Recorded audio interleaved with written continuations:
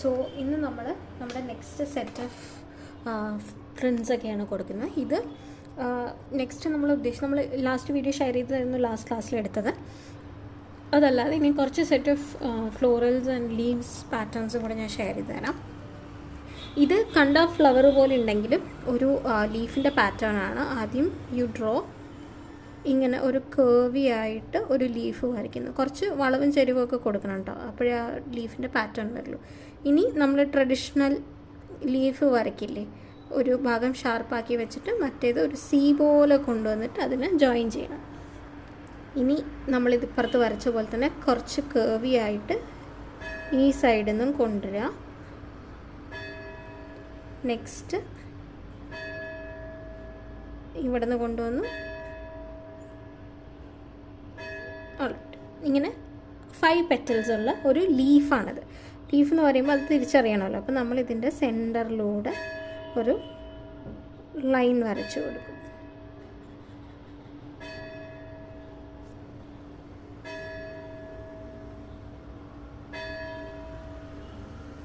കണ്ടോ? ഇതിന് ഇത്രയും വലുതായതുകൊണ്ട് തന്നെ നമ്മളൊരു 2 ലൈൻ ഇതാണ് സ്റ്റെമ്മാണ് കൊടുക്കുന്നത്. ഇതാണ് നമ്മുടെ ഒരു ഡിസൈൻ. ഇനി അടുത്തത് നമ്മൾ ഈ ക്രിസ്മസ് ഇതിലൊക്കെ കാണുന്ന പോലത്തെ ഇത്തിരി ഒരു ഓട്ടം ഫീൽ വരുന്ന ഒരു ലീഫാണ്. അതിൻ്റെ ആദ്യം നമുക്ക് മിഡിലെ സ്റ്റെമ്മ് വരയ്ക്കാം. മിഡിൽ ആ ഒരു ഇതുണ്ടാവില്ലേ എല്ലാ ലീഫിനും. എന്നിട്ട് ഇങ്ങനെ കേർവ് ചെയ്ത് ഒരു ഭാഗം പോയിൻറ്റ് ചെയ്യുക, സെൻറ്റർ പോയിൻറ്റ് ചെയ്തിട്ട് ഇങ്ങനെ കുറച്ച് വളച്ചൊക്കെ കൊണ്ടുവരിക. പിന്നെ ഇങ്ങനെ എല്ലാം ഇത്തിരി കേർവ്ഡ് ആയിട്ട് വേണം കേട്ടോ. ഇവിടെ ഇങ്ങനെ ഒരു കൂർത്തൊരു പോയിൻറ്റ് വേണം. പിന്നെ അത് കൊണ്ടുവന്ന് വളച്ചെടുത്ത് പിന്നെ ഒരു കൂർത്ത പോയിൻ്റ്, അത്രയും മതി. അതേപോലെ തന്നെ ഈ സൈഡിലും നമ്മൾ കൊണ്ടുവരും. ഇനി ഇതിൻ്റെ സെൻറ്ററിൽ നിന്ന് ഓൾട്ടർനേറ്റ് ആയിട്ട് ഓരോ സൈഡിലേക്കും ഓൾട്ടർനേറ്റ് ആയിട്ട് നമ്മൾ കൊടുക്കുക. അതിനൊരു ചെറിയൊരു താഴത്തോട്ടൊരു ബ്രാഞ്ച് പോലെ ഒരു സ്റ്റെമ്മ് പോലെ കൊടുക്കുക. ഇതൊക്കെ എളുപ്പത്തിൽ ചെയ്യാവുന്നതാണ്. ഇനി അടുത്തൊരു ലീഫ് നോക്കാം. ഇത് നമ്മൾ ട്രഡീഷണൽ ലീഫാട്ടോ. ഇങ്ങനെ ആദ്യം ഒരു സി പോലെ കൊണ്ടുവന്ന് ഇവിടെ പോയിൻറ്റ് ചെയ്ത് നിർത്തുക. എന്നിട്ട് ഇവിടെ നിന്ന് വീണ്ടും സ്റ്റാർട്ട് ചെയ്തിട്ട് ഈ ഒരു പോയിൻറ്റിലേക്ക് ഒരു ചെറിയ കേർവോടുകൂടി കൊടുക്കുക. എന്നിട്ട് നമ്മളിതിൻ്റെ സെൻറ്ററിൽ നിന്ന് ഈ അറ്റത്തുനിന്ന് ഈ അറ്റം വരെ ലൈൻ കൊടുക്കുന്നു. എന്നിട്ട് ഓൾട്ടർനേറ്റ് ആയിട്ട് ലൈൻസ് അത് കറക്റ്റ് 2 എൻഡ് അറ്റത്ത് മുട്ടണം. ഇവിടെ നിന്ന് സ്റ്റാർട്ട് ചെയ്തിട്ട് ഇവിടേക്ക് മുട്ടണം. അതേപോലെ ഇവിടെ നിന്ന് സ്റ്റാർട്ട് ചെയ്തിട്ട് ഇപ്പുറത്തേക്ക്. ഇനി നെക്സ്റ്റ് വീണ്ടും കുറച്ചുകൂടെ സിമ്പിളായിട്ടുള്ളതാണ്. നമ്മൾ ആദ്യം ഒരു ലൈൻ വരയ്ക്കണം. ഇനി ഈ ലൈനിൽ നിന്ന് എല്ലാം കേർവ്ഡ് ആണ്. ഇതൊന്നും നമ്മൾ റെഗുലറായിട്ട് അങ്ങനെ കൊടുക്കരുത്. നമ്മളിപ്പോൾ ഒരു ലൈൻ വരയ്ക്കണമെങ്കിൽ കുറച്ച് കേർവ് ചെയ്തിട്ടൊക്കെ കൊടുക്കണം. അങ്ങനെ ഒരു ലീഫ് കൊടുത്തു. അതേപോലെ ഈ ലീഫ് എവിടെ നിന്ന് സ്റ്റാർട്ട് ചെയ്തോ അതേ പോയിന്റിൽ തന്നെ വീണ്ടും ഒരു ലീഫ് സ്റ്റാർട്ട് ചെയ്യുക. സെയിം അങ്ങനെ രണ്ടാമത്തെ സ്റ്റെപ്പിലും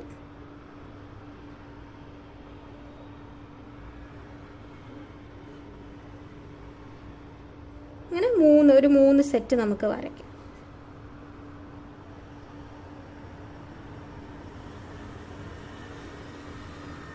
എന്നിട്ട് ഇതിൻ്റെ സെൻറ്ററിലും ഇങ്ങനെ കേർവ് ചെയ്തിട്ട് ഈ അറ്റത്തുനിന്ന് അടുത്ത അറ്റം വരെ കൊടുക്കണം.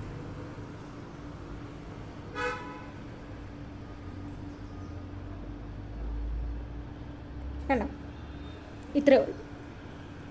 ഇതൊക്കെ നിങ്ങൾ ഇനിയും വരയ്ക്കും. നമ്മൾ പെയിൻറ്റിങ് ഇന്നും പറ്റിയ ഞാൻ നാളെ രാവിലെ മുതൽ തന്നെ പെയിൻറ്റിങ്സ് ഇട്ട് തുടങ്ങാം. അപ്പോൾ നമുക്ക് കുറച്ചുകൂടെ നന്നായി വരയ്ക്കാൻ പറ്റും. ഓക്കെ, അപ്പോൾ കുറച്ചുകൂടെ ഫണ്ണായിരിക്കും നമ്മൾ കുറേ കളേഴ്സൊക്കെ യൂസ് ചെയ്യുമ്പോൾ. ഇനി നമ്മൾ ഒരു സ്ട്രെയിറ്റ് ലൈൻ വരച്ചു. ഈ സ്ട്രെയിറ്റ് ലൈൻ വരച്ചിട്ട് ഇതിൻ്റെ ഇവിടെ 2 പോയിൻറ്റ് മാർക്ക് ചെയ്യുക. പോയിൻറ്റ് മാർക്ക് ചെയ്തിട്ട് ഈ പോയിൻറ്റും ഈ ലൈനിൽ ടച്ച് ചെയ്യാതെ വേണം ഇവിടെ ജോയിൻ ചെയ്യാൻ. എന്നിട്ട് ഇവിടെ ഒരു ഇങ്ങനെ ഒരു മാർക്ക്, അവിടെ നിന്ന് വീണ്ടും ഒരു കേർവ് താഴത്തേക്ക് കൊണ്ടുവരിക ഇങ്ങനെ. പിന്നെ കൊണ്ടുവന്നതിന് ശേഷം അവിടെ നിന്ന് വീണ്ടും ഇങ്ങനെ ഒരു മാർക്ക് വീണ്ടും താഴത്തേക്ക് കൊണ്ടുവരിക.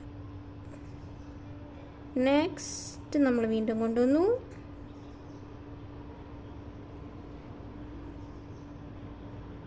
ഇവിടെ നമ്മൾ വീണ്ടും ഇട്ടിട്ട് ഇനി കൊണ്ടുവരുമ്പോൾ ഇവിടെ വന്ന് ജോയിൻ ചെയ്യും.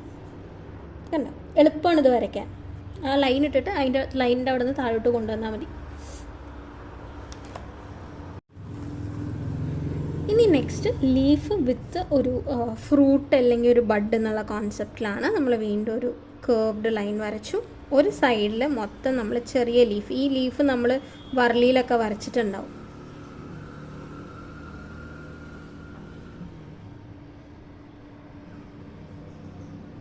ഇപ്പോൾ ഒരു സൈഡിൽ കുറേ ലീഫുകൾ വരച്ചു. ഇനി അടുത്ത സൈഡിൽ നമ്മളിങ്ങനെ ഒരു ബഡ് വരച്ചു. ബഡ് വരയ്ക്കാൻ ഞാൻ പഠിപ്പിച്ചു തന്നിട്ടുണ്ടല്ലോ, ഒരു ഇത് വരയ്ക്കാൻ. ഇതിൻ്റെ അറ്റത്ത് ഇങ്ങനെ ചുമ്മാ ഒരു ലൈൻ കൊടുക്കുക. അത് ഒരുപാട് വലിയ ലൈൻ ആവരുത്, ചെറിയ ലൈൻ.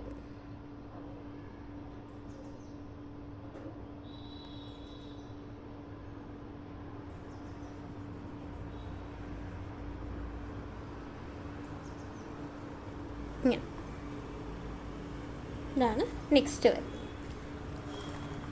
ഇനി ഇതേപോലെ ഒരു ഫ്രൂട്ട് പോലെ ഒരു ഐറ്റം വരുന്ന, നമ്മൾ ഈ വരയ്ക്കാൻ പോകുന്നത് ഫ്രൂട്ടോട് കൂടിയുള്ളൊരു പെറ്റലാണ്. അപ്പോൾ ഇത് നമ്മൾ ഓൾറെഡി മുമ്പ് വരച്ചിട്ടുണ്ട്. ആ കേർവ് ചെയ്തിട്ട് ഇങ്ങനെ ഒരു ഈ ഷേപ്പ്ലെസ് ആയിട്ടുള്ള ഒരു രൂപമാണ്, പക്ഷെ അതൊരു ഇലയുടെ ഷേപ്പിലേക്ക് വരണം. ഇങ്ങനെ ഈ ഒരു സിഗ്സാക്കായിട്ട് വരച്ചിട്ട് ഇങ്ങനെ സ്പേസ്, ഇടയിൽ ഒരിത്തിരി സ്പേസ് ഇതവിടെ നമ്മൾ വിട്ടിട്ടുണ്ട്. എന്നിട്ട് ആദ്യം ഇലകളൊക്കെ കംപ്ലീറ്റ് ചെയ്ത് വരയ്ക്കുകയാണ്.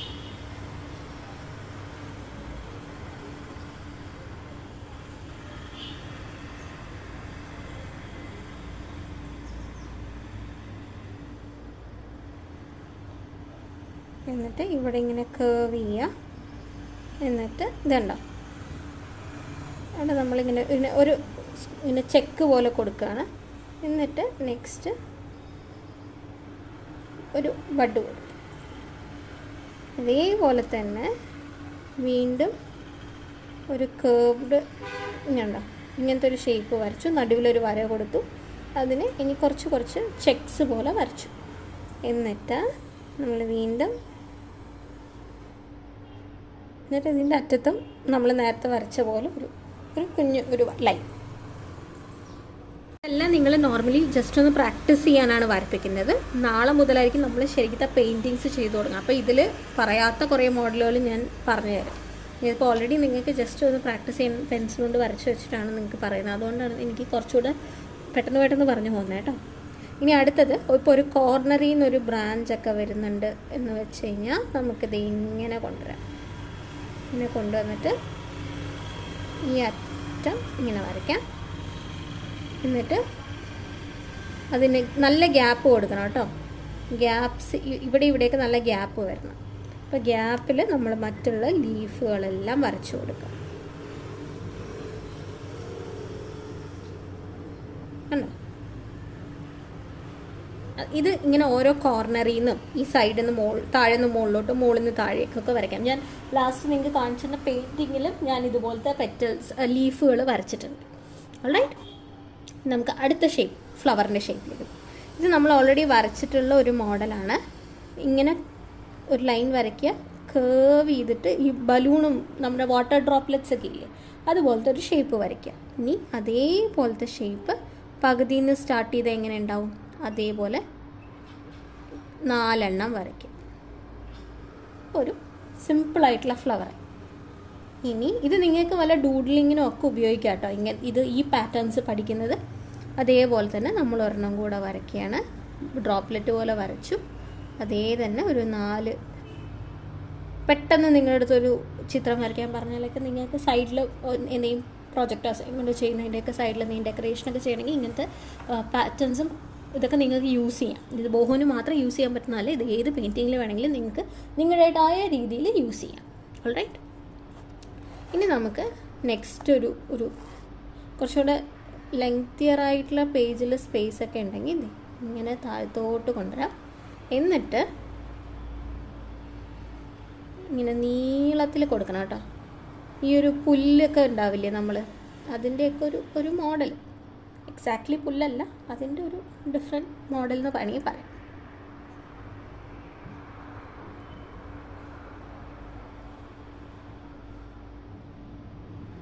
നമ്മളിങ്ങനെ ഷാർപ്പായിട്ടുള്ള ഇത് ഒരു സൈഡിൽ നിന്ന് ഇങ്ങനെ താഴോട്ടാണെങ്കിൽ താഴോട്ട് കൊടുത്തുകൊണ്ടിരിക്കുക.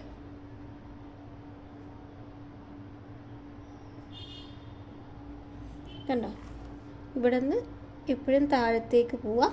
മുകളിലേക്കാണെങ്കിൽ ഇതേ തന്നെ മുകളിലത്തെ ഡയറക്ഷനിലോട്ട് ചെയ്താൽ മതിയോ.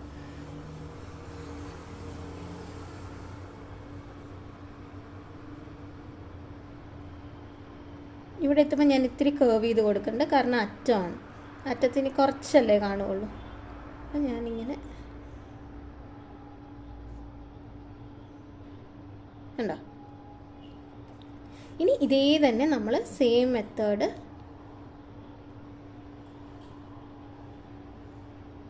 താഴത്തേക്ക് ഇപ്പുറത്തെ ഡയറക്ഷനിൽ കൊടുക്കാം. ഓർക്കുക, ഇത് നമ്മൾ വരയ്ക്കുമ്പോൾ സ്റ്റാർട്ടിങ്ങും എൻഡിങ്ങും ഒരൊറ്റ പോയിൻ്റാണ്, മൾട്ടിപ്പിൾ പോയിൻറ്റ്സ് ഇല്ല. ഇതൊരു പോയിൻറ്റ്, ഇതൊരു പോയിൻറ്റ്. എൻഡ് ചെയ്യുന്നതും സ്റ്റാർട്ട് ചെയ്യുന്നത്, ഇപ്പോൾ സ്റ്റാർട്ട് ചെയ്തു, ഇവിടെ കൊണ്ടുവന്ന് അവസാനിച്ചു. ഇനി അടുത്ത ഇതിൻ്റെയും സെയിം തന്നെയാണ് starting പോയിൻറ്റും ending പോയിൻറ്റും.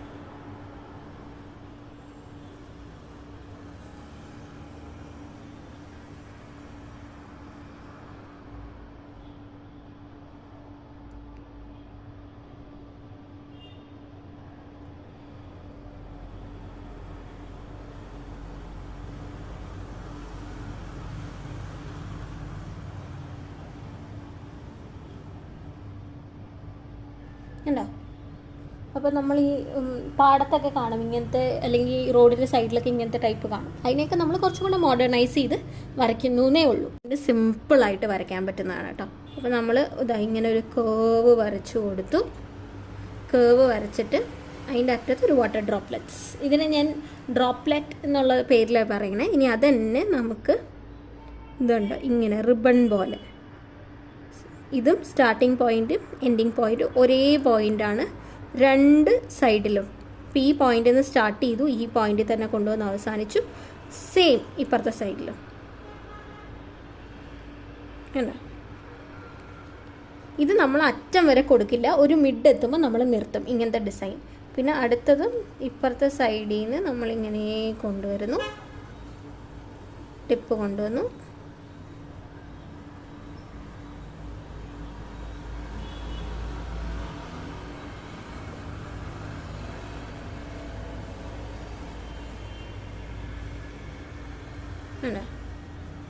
And same here.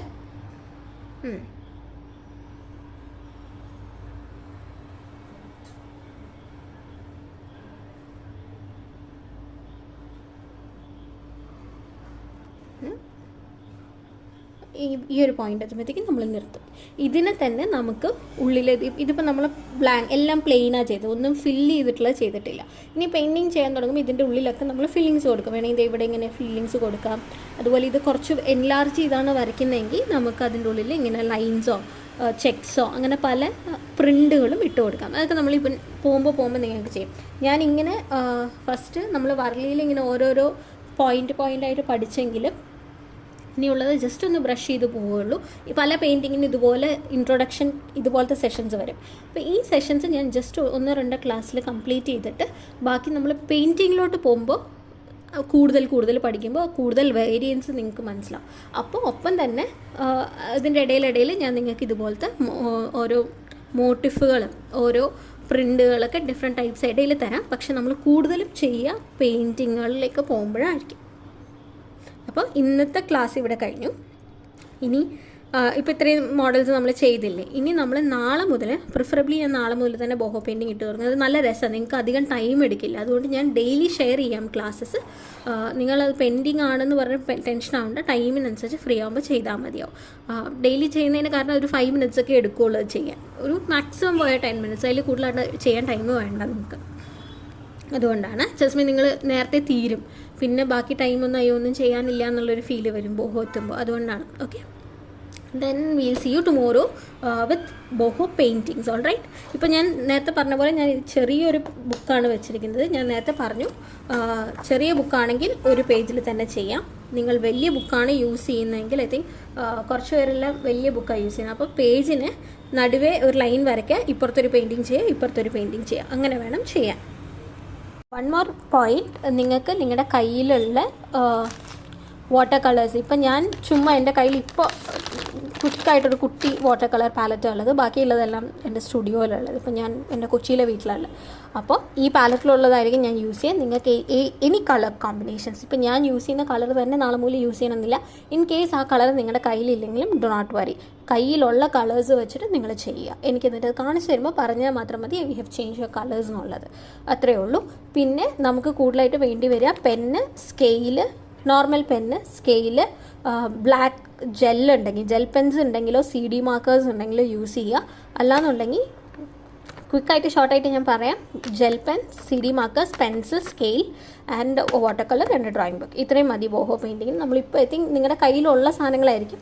പിന്നെ കോമ്പസ് ഉള്ളവർ കോമ്പസ് യൂസ് ചെയ്യാം. അല്ലാത്തവർക്ക് ഏതെങ്കിലും ഒരു സർക്കുലർ ഷേപ്പ്, വല്ലതിൻ്റെ മൂടിയോ ബാംഗിൾസോ അങ്ങനെ എന്ത് വേണമെങ്കിലും യൂസ് ചെയ്തിട്ട് സർക്കിൾസും കാര്യങ്ങളൊക്കെ വരയ്ക്കാം. ബാക്കി എല്ലാം ഫ്രീ ഹാൻഡായിട്ട് വരയ്ക്കാനുള്ളതാണ്.